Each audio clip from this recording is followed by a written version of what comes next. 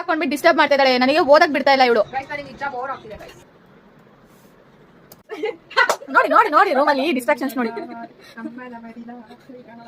Guys. ನಾನು ಒಬ್ಳೆ ರೂಮಲ್ಲಿ ನೀಟ್ ಕುತ್ಕೊಂಡು ಅಂದ್ರೆ ಎಕ್ಸಾಮ್ ನಾಳೆ ಇಂಟರ್ನಲ್ಸ್ ಇದೆ. ಅದು ಅವಳ ಬಟ್ಟೆ ನೋಡಿ, ಅವಳ ಅವತಾರ ನೋಡಿ, ಅವಳ ಹೇರ್ ಸ್ಟೈಲ್ ನೋಡಿ ಗೈಸ್. ತುಂಬಾ ಹೊಟ್ಟೆ ಆಗ್ತಾನೆ ಇಲ್ಲ ಇವಳಿಗೆ. ಯಾವಾಗ ಹೊಟ್ಟೆ ತಿಂದಿರ್ತಾಳೆ ಅಂದ್ರೆ ಹೊಟ್ಟೆ ಹಸಿದೈತೆ.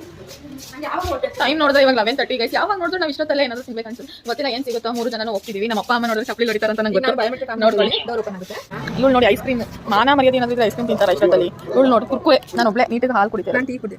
ಫ್ರೆಂಡ್ಸ್ ಹೊಟ್ಟೆ ತುಂಬಾ ನಿಜ ಹೊಟ್ಟೆ ತುಂಬಿಲ್ಲ. ಪಿಜಿ ಊಟ ಗೈಸ್. 1-3 ಚಪಾತಿ ರೈಸು ಸಾರು ಅನ್ನೆಲ್ಲ ತಿಂದವಳೆ ಇವಳೆ. ಹಿಂಗಂದ್ರೆ ನಾನು ಏನ್ ಹೇಳ್ಬೇಕು ಹೇಳಿ ಗೈಸ್. ಚೆನ್ನಾಗಿಲ್ಲ ಗೈಸ್. ಆಡ್ತವಳೆ ಗೈಸ್. ಗ್ಯಾಸ್ ಎಲ್ಲ ಹೋಗಿಸ್ತೀನಿ ಬಾಡಿಂದ ಅಂದ್ಬಿಟ್ಟು ಇವಳು ನೋಡಿ ನನಗೆ ಚಿಪ್ಸ್ ತಿನ್ನಿಸ್ತಾರೆ. ಬರೀ ಹಂಗೆಲ್ಲ ತಿನ್ನಿಸ್ತಾರೆ ಗೈಸ್ ಇವರು. ಬರೋಣ ತಿನ್ನಿಲ್ಲ ಅಷ್ಟು. ಇವಳೊಬ್ಳು ಫಿಸಿಯೋಥೆರಪಿ, ಇವಳೊಂದು ಹೊಟ್ಟೆ ಥೆರಪಿ.